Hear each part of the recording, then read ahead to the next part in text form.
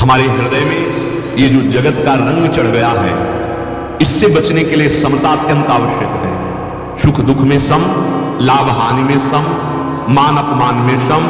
जो हम कर्तव्य कर्म कर रहे हैं उसके फल में सम हुए बिना ये हमें कर्म बांध लेंगे। हमारे जीवन का लक्ष्य जो परम सुख है, जहां किंचन मात्र दुख की निशानी नहीं, वहां हम नहीं पहुंच पाएंगे। श्री भगवान गीता जी में कह रहे हैं, दूरेण ह्रवरम कर्म बुद्धि योगा धनंजय बुद्धौ शरणमन्विच्छ कृपणा फल हेतवः। ये जो जन साधारण जिनको सत्संग प्राप्त नहीं हुआ, इनको इतना भी ज्ञान नहीं है कि कौन सा कर्म हमें नरक ले जाएगा और कौन सा कर्म हमें सुख प्रदान करेगा। थोड़ा जो सत्संग या शास्त्र स्वाध्याय कर रहे हैं वो ये बात समझें कि कोई भी कर्म शाश्वत नहीं है, क्योंकि उसका आदि अंत होता है। प्रारंभ हुआ और अंत हुआ कर्म।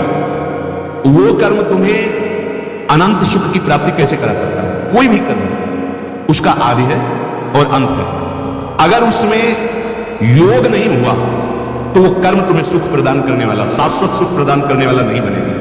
प्रायः हम कामनाओं से युक्त होकर कर्म करते हैं, तो भगवान कह रहे हैं बहुत ही दुखी होना पड़ेगा, क्योंकि सफलता असफलता, जय पराजय, लाभ हानि, सुख दुख, ये दोनों का क्रम चल रहा है। पूर्व प्रारब्ध से बना हुआ शरीर है, वो प्रारब्ध बहुत प्रबल हुआ तो तुम्हारा जो पुरुषार्थ कर्म बन रहा है वो प्रबल पुरुषार्थ अगर हो इतना कि उसे रोक पावे तो आप आगे बढ़ जाओ। नहीं, आप करोगे कर्म सुख प्राप्ति के लिए, लेकिन सफलता नहीं होने देगा आपका पूर्व का कर्म। प्रबल प्रारब्ध क्या है? जैसे हमसे कोई महत् पाप बन गए हैं, अब हम प्रयास कर रहे हैं कि निकले, हम उत्तम सुख की तरफ बढ़े, वो आपको बढ़ने नहीं देगा। अगर आपके पास प्रबल पुरुषार्थ हो जाए, प्रबल पुरुषार्थ क्या है? निरंतर नाम लो, भगवद आश्रय। एक त्रिगुणातीत है, नाम त्रिगुणातीत है, भगवद आश्रय त्रिगुणातीत है। ये त्रिगुण पर शासन कर सकता है। नहीं, त्रिगुण माया में जो किए हुए पूर्व के कर्म है, इसीलिए देखा जाता है कि कोई बहुत अच्छा कर्म कर रहा है लेकिन उसे दुख पे दुख मिलता चला जा रहा है, क्योंकि उसका प्रबल प्रारब्ध आगे नहीं बढ़ने दे रहा, उसको दुख प्रदान कर रहा है। तो कैसे बचे? भगवान कह रहे हैं बुद्धि योग के द्वारा। बुद्धि योग कहते हैं क्षमता को। चलो, समता का अगर परिचय न प्राप्त हो तो ऐसा सोच लो कि हम भगवान को समर्पित हैं, अब जो भी होगा बड़ा मंगल होगा। भगवान ने अगर हमें दुख दिया है तो कोई हमारे पापों का नाश हो रहा है, हम पवित्र हो रहे हैं और हम आगे बढ़ने की तैयारी पे, कहीं उदास ना हो, निराश ना हो, क्योंकि भगवान मंगल विधान कर रहे हैं। तो वो दुख सहज में भोग कर आप आगे बढ़ जाएंगे।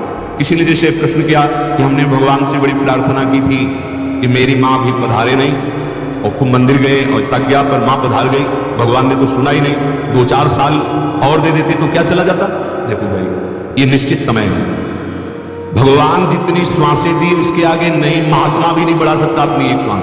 हाँ, अब वो अपने प्राणायाम के द्वारा अपनी श्वासों को सुरक्षित रख रहे हैं। तो जितनी संख्या में श्वास है, आप चाहे भोगों में जल्दी जल्दी उसको खर्चा कीजिए या आप योग के द्वारा उसे रोकिए। जैसे 1400 वर्ष तक रोका चांददेव, बड़े योगी थे। श्वासों को रोकना और रोक करके भगवत चिंतन करना वो एक अलग बात हो गई। पर जितनी श्वासें आपकी हैं अब वो संपन्न होने जा रहे हैं। तो मंदिर जाने की तो बात जाने दो, जो बड़े बड़े भजनानंदी महापुरुष हैं, रात दिन भजन करते, एक श्वास भी आगे नहीं बढ़ सकती। आप ध्यान से बात सुनना, भगवान को मत कोसो। जितनी श्वासें हैं उससे एक श्वास नहीं बढ़ेगी। उन्हीं श्वासों को आप रोक रोक करके, आप चाहे जितना बड़ा जीवन कर, जैसे कहा जाता है कि अमुक महात्मा 400 वर्ष की मानते हैं, 400 वर्ष की मानते हैं, क्योंकि वो अपनी श्वासों को रोक रहे हैं। 1 मिनट में हम जितनी श्वासें लेते हैं और वो प्राणायाम के द्वारा अपने प्राणों को इतना सूक्ष्म कर लिया, बहुत लंबे समय तक श्वास को चढ़ाना फिर छोड़ना, एक श्वास, इतने में हमारी 100-200 श्वासें निकल गई। वो अगर आयु बढ़ रही है तो उनकी तपस्या से नहीं, प्राणवायु का संयमन करने से। प्राणवायु को उन्होंने रोका है, अपनी श्वासों को सुरक्षित रखा है, नहीं तो एक श्वास किसी की भी नहीं बढ़ सकती। अगर हमारा मरण का आखिरी श्वास है तो तुम भोग लगाने के बाद या मंदिर जाने के बाद तुम्हारे पास यदि त्रिभुवन की राधे लक्ष्मी हो और आप दे कि एक श्वास बढ़ा दो तो नहीं बढ़ेगी। इतना कीमती तुम्हारा जीवन है। तो तुम श्रद्धा ना करो तो नानात्व में फंसते हुए और दुर्गति को प्राप्त होगी, और श्रद्धा करोगे तो तुम्हें ज्ञान प्राप्त हो जाएगा। अरे जाना है भाई, चिल्ला चिल्ला के कहते हैं, गर्भ में ही प्राण निकल जाते हैं, बाहर निकल जाते हैं, यौवन अवस्था में निकल जाते हैं। इसके लिए प्रार्थना काम नहीं करेगी कि हमें अब आखिरी श्वास है और अभी तक नहीं कुछ बना पाए, अब क्या बना पाए। पक्की बात समझ लो, इसीलिए सावधान हो जाओ। तुम्हारा जीवन बड़ा संकटपूर्ण जीवन है, मानो दे। यद्यपि दुर्लभ है पर क्षण भंगुर रहा, किसी भी क्षण नष्ट हो सकता है। आप ये ना सोचे कि हम मंदिर गए प्रार्थना किए तो श्वासें, अगर है श्वासें तो रुकते रुकते भी आगे बढ़ जाएंगे, और नहीं है तो चलते चलते रुक जाएंगे, कोई नहीं इनको बचा सकता। श्वासें बिल्कुल गिनती की हैं, एक भी श्वास नहीं बढ़ सकती, विश्वास मानिए। और बात, आप छोटी छोटी बातों में कामना करके भगवान को, आपकी कामना पूर्ति नहीं हो तो उपहास नहीं करवा रहे आप अपने भगवान का। आप कैसे हैं, हम कोई पद गा रहे हैं या कोई चालीसा गा रहे हैं या कोई स्तोत्र गा रहे हैं कि ये काम हो ही जाना चाहिए, और अगर नहीं हुआ तो क्या आपके अंदर आस्तिकता की जो नींव है वो हिल नहीं जाएगी? क्या आपके अंदर नकारात्मक भाव भगवान के प्रति नहीं आ जाएंगे? ये समझने के लिए बुद्धि योग चाहिए। यहां श्री भगवान कह रहे कि जो फल का हेतु बनाने वाले अत्यंत दीन हो जाते हैं। यहां दीन वो भक्ति वाली दैन्यता नहीं, यहां मूढ़ता वाली दैन्यता है। अब हम सोच रहे हैं कि ये काम बन जाए, अब अगर वो काम नहीं बना, हम सब मिलकर के कोई पाठ करते हैं उस काम के लिए, अब क्या होगा? उपहास ही तो करवा रहे हैं। एक लौकिक तुच्छ कार्य के लिए हम हजारों लोग बैठ करके पाठ कर रहे हैं और वो पूर्ण नहीं हुआ, क्योंकि भगवान ने उस विधान को देखा है कि पूर्ण करना ठीक नहीं। हमें ही मानो, क्या निर्णय करें तुम जान, हमारे प्रभु का उपहास, हमारे प्रभु की अवहेलना, ये ठीक नहीं है। हम अपने कल्याण के लिए, अपने सतमार्ग के लिए और भगवत प्रसन्नता को जानने के लिए साधना करते हैं।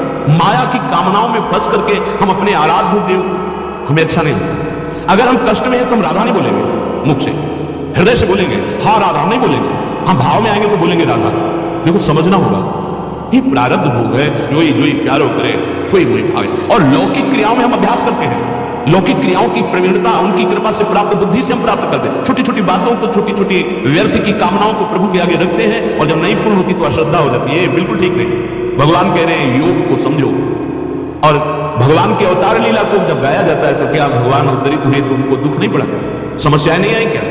तो आपका मृत्यु लोक में जन्म हुआ है तो समस्याओं से लड़ने के लिए हुआ है। अब छोटी छोटी बातें आप प्रभु के, जब कभी ऐसी बातें आती तो हमें दुख होता है हृदय में, क्योंकि आपके अंदर अश्रद्धा हो जाएगी। वही कर्तव्य कर्म केवल करो आप जो आपको करना है, परिणाम भगवान के ऊपर छोड़ दो, बड़ा मंगल होता है परिणाम।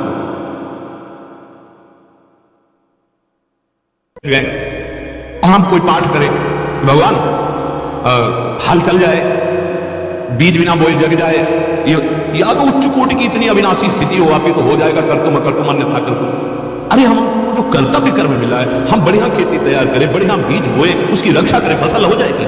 हाँ भगवान के आश्रित हैं हम, लेकिन हम छोटी छोटी कामनाएं अगर करेंगे तो हमारी अश्रद्धा हो जाएगी। उपहास करते हैं फिर लोग, क्या हुआ तुम्हारे हवन करने से, क्या हुआ तो कहां गया तुम्हारा भगवान? उपहास करते हैं। ये भगवत भक्ति अविद्या का नाश करने के लिए है, दुखों का नाश करने की प्राप्ति के लिए है। कामना तो फिर सांगोपांग अनुष्ठान। जब किसी महापुरुष ने कोई कामना की है तो आप उसकी साधना पढ़ के देखिए, कामना का फल उनको मिला है, पर उसके लिए कठोर संयम पूर्वक आराधना हुई। भगवान का विधान कामनाओं के लिए वैदिक सिद्धांतों से भरा पड़ा है, आप स्वीकार करें? नहीं, उस सिद्धांत भी स्वीकार नहीं, आचरण भी पवित्र नहीं। जो कामना का अनुष्ठान का स्वरूप है वो अनुष्ठान भी नहीं, बस थोड़ी हम जैसे पाठ आदि के फिर उपहास लोग करते हैं। क्या कहां गया तुम्हारा भगवान? हमें अनेक कानों में चुभती फिर बात कि हम अपने भगवान को, अपनी उपासना को, अपनी भक्ति को क्या समझे हुए हैं। इन छोटी छोटी क्रियाओं के लिए, लौकिक बातों के लिए भगवान का प्रयोग करते हैं। ये हो जाए, ये हो जाए, मांग के ऊपर मांग, मांग के ऊपर मांग। भजन एक मिनट भी मन प्रभु में लगाने की सामर्थ्य नहीं है, थोड़ा भी प्रियता प्रभु से नहीं है, बस केवल कामनाओं की पूर्ति के लिए। भगवान कह रहे हैं कि ये जन बहुत ही दैन्य, मतलब दैन्य का तात्पर्य होता है बहुत ही मूढ़ता छाई हुई है। देखो कितना उपहास होता है, लाखों के बीच में उपहास होता है कि हम कोई पाठ कर रहे हैं सब मिलकर के कि ऐसा कार्य हो जाए, अब वो कार्य नहीं हुआ तो अब उपहास का पात्र नहीं हुआ कि अब हम ये अपने आराध्य देव का ये पाठ कर रहे थे, इतने लोग मिलकर, नहीं हुआ तो कोई निष्ठावान टिकेगा नहीं, अश्रद्धा हो जाएगी कि शायद इसका फल नहीं है। नहीं हुआ, मोह है। सत्य वस्तु कभी व्यर्थ नहीं जाती है, पर उसको तुम व्यर्थ असत्य क्रियाओं में तोलने लगे तो कृपणा फल हेतु। सकाम भाव से कर्म करने वाला सदैव दुखी ही होता है। अब हम सब सकाम भाव से ही लगे, देखो बड़े भाग्यशाली है जो सत्संग के प्रभाव से फल में समता ले आए। अगर लाभ मिला तो जय श्री हरि, अगर हानि भी हो गई तो जय श्री हरि, क्योंकि हानि हमारी हानि कर नहीं पाएगी। नाम चल रहा है, प्रभु के आश्रित है, बड़ा छुपा के अपनी भक्ति को ऐसे प्रदर्शन में मत लाओ, नहीं तो उपहास होता है, बहुत बुरी तरह से उपहास होता है। जाओ ये हो जाएगा, अब होना ही चाहिए। अगर कह दिया जबान से कि हो जाएगा तो फिर होना चाहिए, आप कुछ नहीं पलट सकता।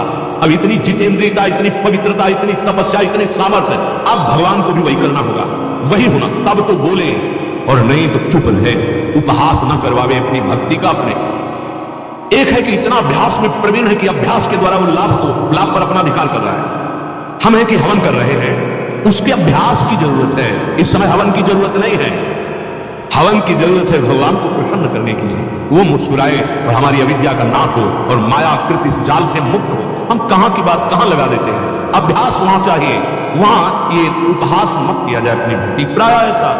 फिर वो निरादर, तुमने पाठ किया सब मिलके, क्या मिला तुम्हें? अब वो नास्तिकता और पुष्ट हो रही है, कैसे बतावे? श्री भगवान कह रहे हैं सकाम भाव अत्यंत निकृष्ट है, ये परिणाम में दुखी और नास्तिकता ही पैदा करता है, क्योंकि अनुष्ठान नहीं है। करदम जी को आदेश व सृष्टि रचना करो, उन्होंने कहा कि इसके लिए तो हमें पत्नी चाहिए, और कौन पत्नी बनेगा हमें पता नहीं है, और हम किसी के पास याचना करने जाएंगे नहीं। एकांत होकर के 10,000 वर्ष तक तपस्या की, भगवान प्रकट हुए और कहा आदि सम्राट महाराज मनु अपनी पुत्री देहूति को लेकर के परसों आएंगे और आपको पानी ग्रहण करा। अगर हमें चाहिए भी तो फिर इस कोटि से चाहिए, अनुष्ठान ऐसे 10,000 वर्ष तक। अब भी तो आयु ही 80-70 है, अरे तो 10 दिन तो अनुष्ठान संयम से हो जाए, किसी कामना की पूर्ति के लिए। केवल ऐसा नहीं है कि आप थोड़ा सा और फिर मनमानी आचरण, कभी ऐसा नहीं होगा। कितने वर्ष तक ब्रह्मचर्य रह करके कश्यप जी ने जब पुत्र उत्पत्ति की तो भगवान के परम वाहन गरुण जी महाराज प्रकट हुए, सूर्य के सारथी अरुण जी, 2 पुत्र प्रकट हुए विनतादि से, गरुण और अरुण। तपस्या और भजन, तब संतान, तो ऐसे महान प्रकट। हमारी हालत क्या है? धर्म को हम जानते नहीं है, भजन का स्वरूप क्या है, केवल हम अपनी कामनाओं की पूर्ति के लिए थोड़ा सा, और हमारे सर्वज्ञ भगवान अगर, तो फिर आपको अपने आराध्य देव का उपहास करना, ये अच्छा नहीं है। सच्ची भक्ति का स्वरूप यही है कि बड़े से बड़े कष्ट में हम आह कह सकते, राधा नहीं बोले, नहीं बोले। आपने हमें जो ये दिया है महान प्रसाद, आजीवन इसको हंसते हुए सहेंगे और अंदर अंदर आपकी मुस्कुराहट देखना चाहेंगे, बस। इसके लिए राधा नहीं बोलेंगे कि आए मैं बहुत कष्ट में हूं राधा, या ये विपत्ति दूर कर दो राधा, नहीं। इससे लड़ने की सामर्थ्य अपने आप हमें प्राप्त हो जाएगी। और सच्ची मानना, जब ऐसी निष्ठा में आओगे तो ब्याज में ये सब खत्म हो जाएंगे कि जितने दुख देने वाले कर्म है, मूल तो प्यारी जी और प्यारे जी का प्रेम प्राप्त होगा। ये सकामता हमारी दुर्गति किए देगी, और सब सकामता के बिना एक कदम नहीं चलना चाहते। यही हमारे बंधन का हेतु है। सच्ची मानो आपको कुछ नहीं चाहिए, आप ऐसे महान हैं अंदर से, आपका जो स्वरूप है कैसे बतावे, क्योंकि मायावाणी का विषय नहीं। ये शरीर की आसक्ति के कारण हम कामनाओं के जाल में फंस गए। इसी जाल से बचने के लिए मानव देव और सत्संग मिला है। ये भक्ति, ये ज्ञान, ये योग के मार्ग इनसे बचने के लिए है, और हम प्रयोग करना चाहते हैं इसी में और फंसने के लिए। कैसे सर्वज्ञ भगवान आपको फंसने देंगे यदि आप वाणी से भी बोल चुके हैं कि मैं आपका आश्रय लेता हूं। ये माया के दलदल में और आपको ढकेल देंगे, वो सर्वज्ञ आपको ढकेल देंगे। जब नहीं तो फिर आपकी मांगी हुई बात पूरी नहीं होगी, नहीं पूरी होगी तो आपकी अश्रद्धा हो जाएगी। इसलिए कह रहे कृपणा फल हेतु। ये बहुत समझने का विषय है। हम लोग इसी में क्या सुख से भोगाभ्यास